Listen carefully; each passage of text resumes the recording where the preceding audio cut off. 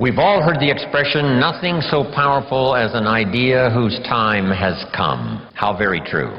It's incredible when an idea finally comes and the time is right, what can happen. When an idea and its time is ready, it can be incredible. No one person has all the answers. No one person has all the ideas. We need to gather ideas from a variety of voices and from a variety of experience, from social to personal to political to the management of time, the conservation of resources, business, entrepreneur, career. Is a little phrase that I'd like to have you memorize. I hope you buy the idea that from testimonials and personal experience, we have enough information to conclude that it's possible to design and live an extraordinary life. I don't know how far you want to go. Here's the first essence of life, and that is self-preservation, to produce enough to take care of yourself. The instructions given right to the couple that left the Garden of Eden. One was to multiply. It's a lonely place with only two people. But here were the next instructions,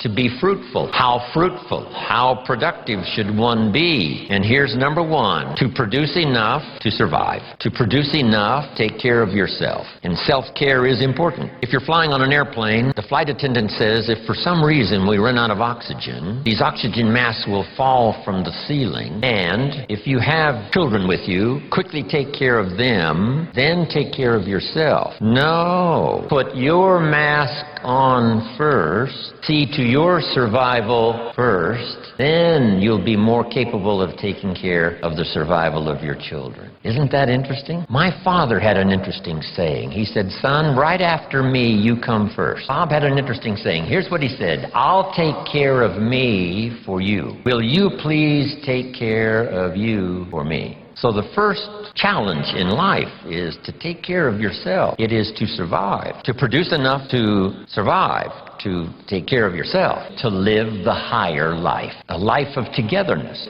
How about producing much more than you need for yourself and for your family? Someone says, well, now you're off the scale. I mean, why work that hard? Why go that far? Why produce that much? Some would say, just take care of yourself. Some would say, just, get a partner and that's it, and then children and that's it, and be a bit benevolent and that's it. But why not go this next step and produce much more than you need for yourself and for your children? And when someone says, why do that, all of us know the answer, right? Why not? If you've got the talent and the skill and the opportunity, why not put all of that together and see if you couldn't produce much more than you need for yourself and for your family? And ideas plus inspiration, that's the mixture that really turns things on, sends an entrepreneur program into high gear. Ideas plus inspiration. We need ideas for the goals and plans, and we need inspiration for the emotional vitality, to put it to work, to make it grow, make it multiply. And here's what else I hope you'll find here. Guidelines for translating response into results. You've responded to the call. Come, search, look,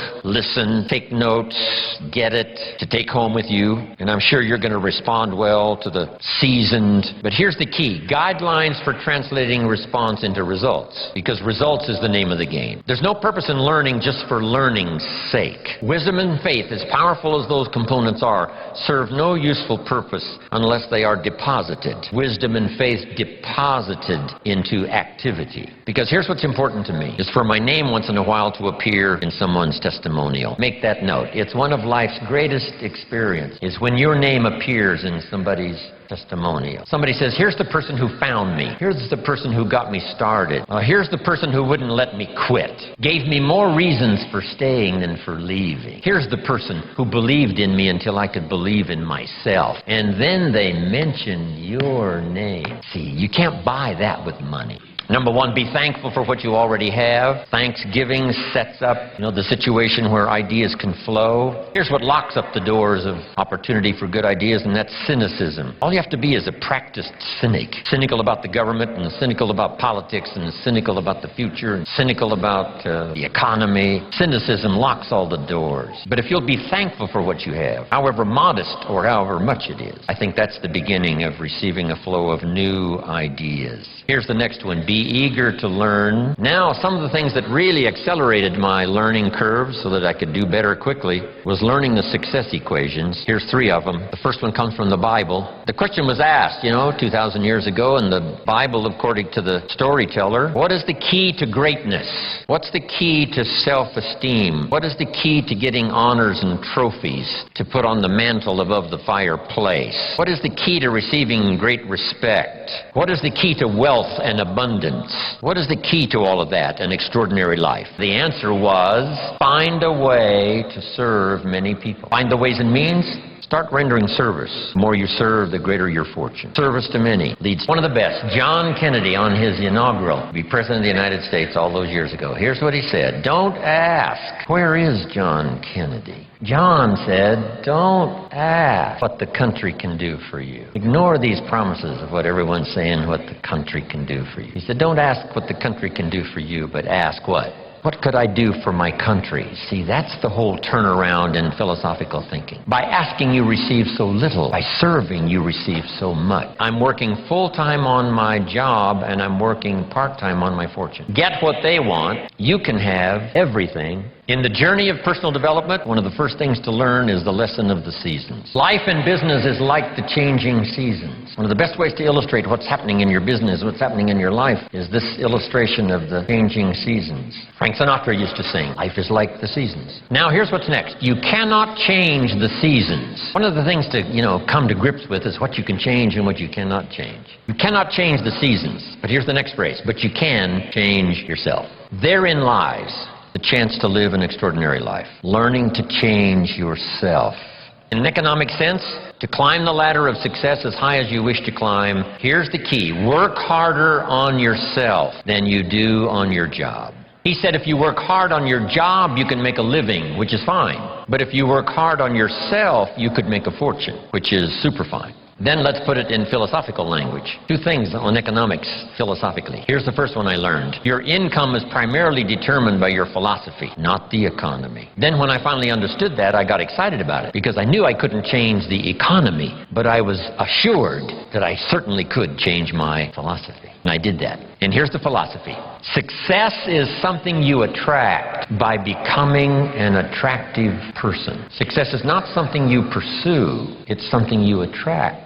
So the key to the better economic future is to become an attractive person with an attractive personality, an attractive list of skills, your knowledge of the marketplace, your ability to deal with a variety of personalities, all of those things that anyone can learn with a bit of study, practice, repetition. So the key is you cannot change the seasons, but you can change yourself. But let's talk about the seasons.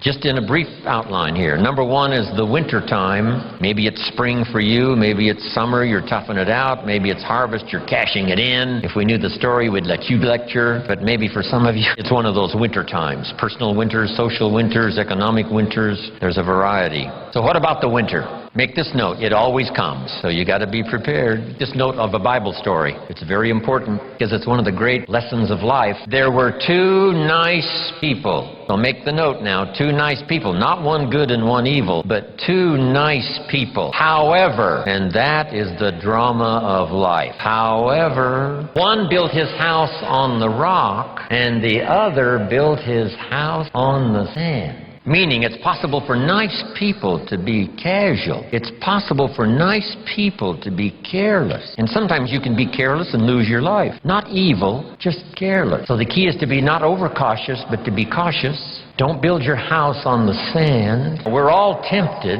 Some winters are of your own making, and some are not. Some are just the winter experiences. Maybe the whole country goes through it. But what's the key to the winter? Here it is in simple language. Hang in there. I mean, winters don't last forever. Some are difficult and some are easy, but they never last forever. The night always comes after the day, but it doesn't last forever. Just a few more hours. And if you hang in there, say your prayers, gather a little strength, you can make it through the winter and the night. The season of spring. My definition of spring spring, opportunity. Spring is not a guarantee that you're going to have a harvest, but it's the opportunity to plant one. It's not a guarantee that things are going to go well and you will accumulate what you need, but it is an opportunity to do so. Springtime is opportunity. Now, it's usually a very short season, especially where I was raised in farm country, Idaho. Here's what you must do with opportunity. Seize it quickly. Don't let it just come and go. When the window of opportunity is open, to borrow a little space language, when they get ready to shoot the rockets or off into outer space, there's a window, they call it, of opportunity to go, not go, when the weather's right, whatever. But if you wait a little too long, the window closes, and it takes a while for it to open back up. So this is the key. Take advantage of the spring, such a short season. Take advantage of opportunity. Take advantage of opportunity to meet someone who could be a colleague for your future career. Take advantage of the day when it arrives, because the day will soon finish. Take advantage of the year, because it will soon close. Take advantage. Now here's the next season. One of the greatest illustrations of life is in the third season, called the season of summer. And here it is in simple capsule form. In the summer, you must do two major things. Here they are. Number one, nourish and give life like a mother. Protect and defend like a father. This is called the work of summer. Love like a mother. Hate like a father. The old prophet said, love good and hate evil, because those twin forces are at work always.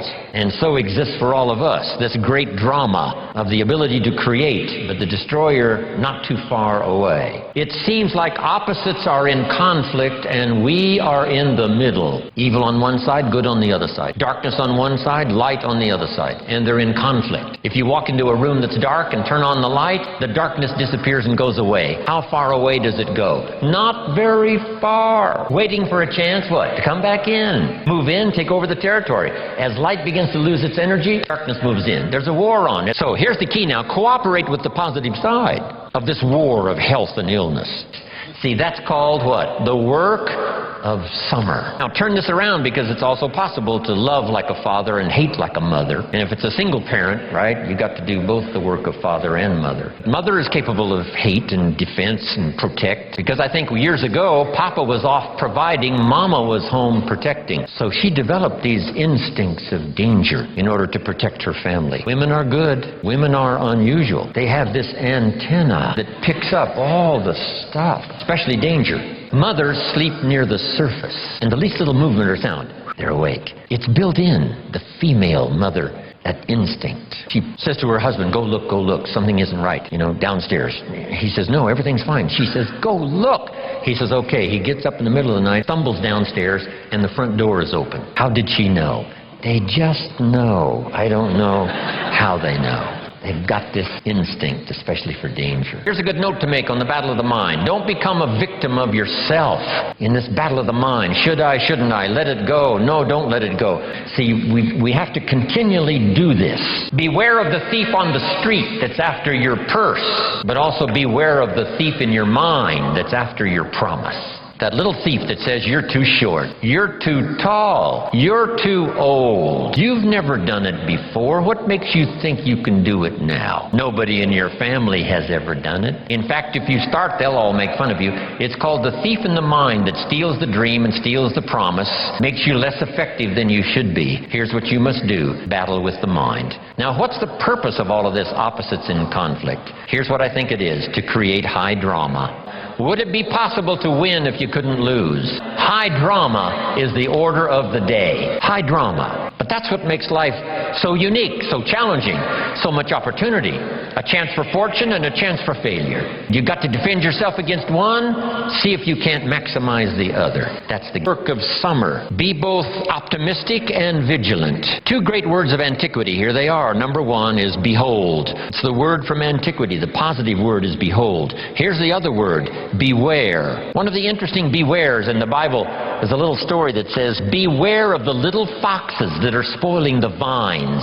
It doesn't look like. So whether it's a personal relationship or a business opportunity or your future or your life or the management of your time or your health or whatever, I'm asking you to behold the possibilities and beware the dangers. That's the key. And all of that we call personal development. Okay, here's the next season now, the season of harvest. Make this note now on harvest. In due time, and for those who qualify, in due time, and for those who have obeyed this extraordinary law that says life was not designed to give you what you need. Life was designed to give you what you deserve. If you didn't plant in the spring, then no harvest comes your way. If you planted little, then you're not going to receive a lot. And here's the key now for the harvest. Number one, whatever it is, offer no complaint and no apology. If it's a fantastic harvest, you offer no apology. If it's not much, you offer no complaint. That's the highest of maturity. No apology, no complaint. But here's what you can do no matter what it is. Go back to work in the spring. Because, write this down now, spring always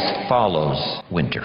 If the harvest wasn't good and the winter was tough, promise is another opportunity will come your way. Now, here's one more point now on the harvest. Do wise things with your harvest. About gathering resources and wisely investing them so that you and your family are secure. Here's one thing to strive to become early in your life and career. Financially independent. So that nobody or nothing has a claim on your asset. Accomplish that as quickly as you can. Remember, how long ago was it when the idea finally dawned on somebody? If you paid one extra payment a year on your 30-year loan, you could pay it off in 15 years and save more than the price of the house. Just a little bit of information and then a little discipline to see it through, and the change for your harvest can be unbelievable. Personal development involves three parts. First part is physical, take care of yourself. My mama studied and practiced health and nutrition when I was a boy growing up, paid off. Extended my mother's life at least 20 years, according to the doctor. Mama was a fanatic. Mama was a health nut. Some of the stuff she mixed up for me and my father and for herself, she would say, if this stuff don't kill us, I think... And we would gag this stuff down. Mama read, Mama searched, Mama tried. Back when, vitamins and all that stuff was fairly new when I was a kid growing up. Mama did all that research. My father lived to be 93, never had a major illness. Mama extended her life 20 years. My father never did retire. When he died, his paycheck was waiting for him. Thanks to my mother. And I've been in splendid, excellent, good health all my life. Thanks to Mama. If there's one thing to be a fanatic about, it's your health. Take care of yourself.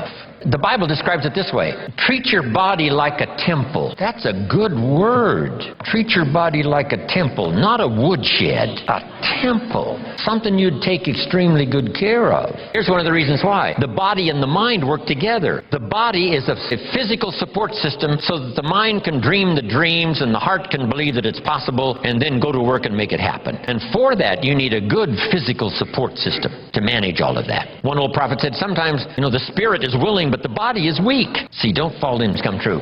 You just got to take action now on this stuff here of the physical support system you need to pull off your dreams and your promise and your future. Some people don't do well just because they don't feel well. It's not that they haven't got the skills. It's not that they don't have all the rest. They don't have the vitality, the vigor, the vitality. Now here's the next one. First is physical. Second is spiritual. And whatever you believe about spiritual, I happen to believe humans are a unique creation. Spiritual is part of it. If you are a believer, jot down these three words. Study, practice, and teach your belief in spirituality. Don't leave your spiritual conclusions unresearched, unstudied, and don't leave it unpracticed. And whatever you do, don't leave it untaught. Study, practice, and teach. If we all do that, starting with our family. Now here's the next one. The physical, the spiritual, now the mental. Your mind, exercises of the mind. Build your library, the books that can see you through. The books that can give you the ideas necessary to build a good career, to build a strong enterprise, relationships, good health, and all the rest. The book you don't read won't help. Now here's part of the exercise of the mind, a good debate. This is what we call healthy. We don't believe in the one-party system. Communism said one party. Everybody do what we say. We say no, more than one party, so we can discuss ideas. Here's the way to make an idea powerful, is to discuss it and refine it so that it fits your situation. That's what I ask you to do when this seminar is finished. Debate all of these ideas. Discard some that don't make sense. Give considerations to some that do make sense. Put some on the shelf for later consideration. And then put some of them into action that make sense. Make sure what you do is the product of your own conclusion. Do that thoughtful study. One book on health and nutrition says, do this, you'll live forever. The second book says, if you do what that first book says, you'll die young. So what should you do? Which book should you follow? Neither one. Read both books and make up your own mind. You engage in the debate. What makes sense? What seems to be or not to be? Because as close as we can get to the truth is to say, it seems like. That's as close as all of us can get. We can't say it is. None of us can do that. We can say it seems like. Opposites are in conflict and we're in the middle. It's what it seems like. Our experience proves, and the storyteller says it started early. It's what it seems like. God is interested in high drama. That's about the best we can conclude. We can't actually state the truth, except what it seems like, but engage in thoughtful study and vigorous debate. Sometimes you can debate with others, right? And share ideas. What did Jim Rohn mean by this? Well, I'm not sure that's important to our life. Someone else says, no, I think it is.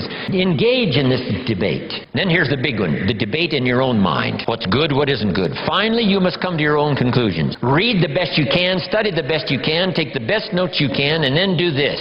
Then you decide, out of all of that, which is valuable enough to try, valuable enough to do, and add to the dimensions of your life that are already underway. That's the key for study, exercising the mind. Here's the last part. Don't be afraid of the debate. The Bible serves as a good book, giving you stories on both sides of the ledger. Here's the story of someone to admire. Here's the story of someone to despise. You need both stories to help you with this debate. Now here's what's next. Develop these 5 abilities in your personal development quest. Be the best you can be, produce all you can, far more than you need for yourself and for your family. If that's your philosophy and if that's what you want to do, something extraordinary, it's possible to live an extraordinary life. Here's the challenge. Number 1, develop the ability to absorb, the ability to get everything. I don't know what all you've planned here, but the key is not to be careless in the gathering of knowledge, not to be casual in the ideas that could double your health, triple your income, accelerate your career, secure your fortune, amplify your harvest. So don't be careless in the gathering of ideas. Absorb every one you possibly can. Here's the next ability. Develop the ability to respond. Let life touch you. Let the stories touch you. Let the drama touch you. Let the drama of that affect you. Make you more sober in your reflections about life. And then say a prayer.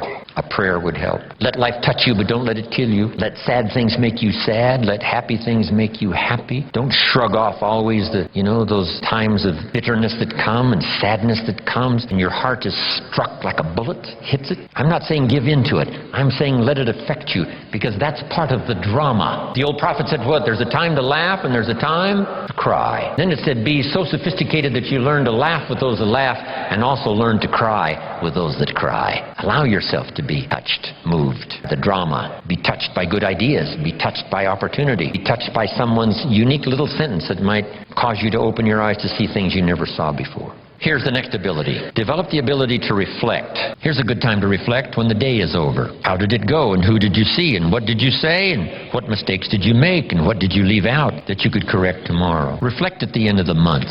30 days, that's when you usually do the accounting for your business and the company and the corporation.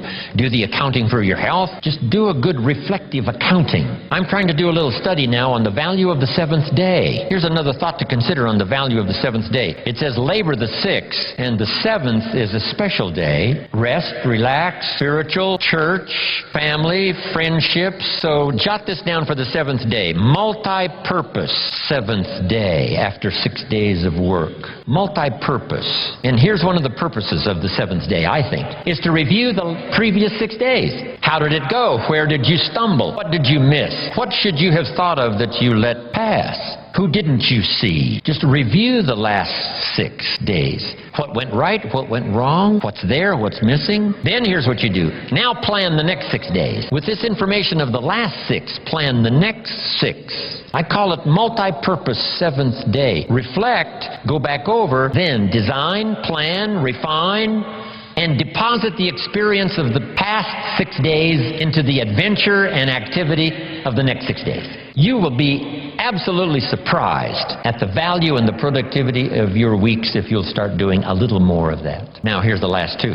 Develop now the ability to act. Activity now is the catalyst and the miracle piece of the process. Here's a little subject called How to Turn Nothing into Something. Number 1, first, imagine the possibilities. Imagination is the first step of the miracle of possibilities. Reality first starts with imagination. Now, it's hard to call imagination nothing, but it's not something in terms of a podium. It's not tangible. So it's hard to say how to turn nothing into something, because nothing is, there isn't anything that's nothing. Everything is something, even if it's the imagination. It's something. Einstein once said, there's nothing faster than the speed of light. And Bill Bailey, one of my mentors, current mentors and longtime friend, said, maybe here's something faster than the speed of light, and that's thought. It's possible that thought could be faster than the speed of light. How fast can you think back and think ahead? I guess we can't say the exact same instant, but all we can say is it seems like the exact same instant. And if you're not a scientist, it'd be, a little out of order to say, yes, this is true. I mean, how fast is that? To think back and think ahead. But it's one of those marvelous capabilities that we all have. And in your personal development quest of getting stronger and more vital, both physically and spiritually and mentally, now use this exercise. To think back and gather more experience. Think ahead how to apply it, so that the experience now multiplies in value by 2, by 3, by 5, by 10. Now, how to turn nothing into something. Number one, imagine the possibilities. The possibilities. They're unending. Now, here's the next step. Imagine that some of the possibilities are possible for you. We call this now faith. Now we start with imagination, now we generate faith. What generates faith? Faith is generated, and then someone in a testimonial like that says, hey, if I can do it, you can do it. Here's what that does. Reassures our faith. Keep reading, keep listening to the testimonial. One, that excite the imagination as to the possibilities. And number two, helps faith to occur. That what's possible for one is possible for another. Now here's the third step of faith, or the third step in the miracle process. To deposit your imagination and faith into high activity. Disciplined activity. Not just activity, but skillful discipline. Get around people that'll teach you the disciplines. And then deposit your imagining the possibilities and believing that it's possible for you. Deposit that now into what we call high activity. Activity finishes the miracle process of turning nothing into something. I'm positive that's why the formula was given of 6 days of working miracles and 1 day of rest, to ponder how it's going. How is my miracle working process working? Have I missed some? Devote 6 days to the working of miracle. The 7th day to rest and reflect and go back over, and a bit of study. Yes, spiritual. Yes, church. Yes, synagogue. Yes, family. Yes, social. Yes, friends. But see if you can't now come up with a plan to increase your activity or refine your activity. Sharpen it so that it produces major results. Here's the next one. Take joy in the work. If you struggle to make something clear for someone else, it helps to make it more clear for you. If one person listens and one person speaks, there is the opportunity for transformation for both. The listener to be enlightened, to see something he never saw before, but the speaker to be better educated on how to present it by struggling with the language. Words are clumsy sometimes when you try to express what's going on in your head, let alone your heart and spirit. But the more you struggle to make it clear, the clearer it gets for you, so that both the listener could be transformed by what he hears, and the speaker could be transformed by the exercise of speaking, trying to make it. The last one, develop the ability to share. Not just your money and your resources. One of the biggest things to share, of course, is your time, because you're limited on time. You can't get any more time. So that you'll have one more time to share, one more time to help somebody lift themselves from poverty to success, from doubt to faith, from illness to health, from skepticism to belief. One more chance.